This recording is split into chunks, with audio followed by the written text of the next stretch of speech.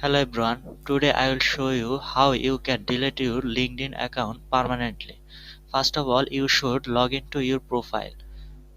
Then click on your profile photos, which is top of the right. Then go to settings and privacy. Then go to account management. And bottom you will see the close account options. Then select a region why you want to close it. Doesn't matter what you choose, just choose a region then click the next button.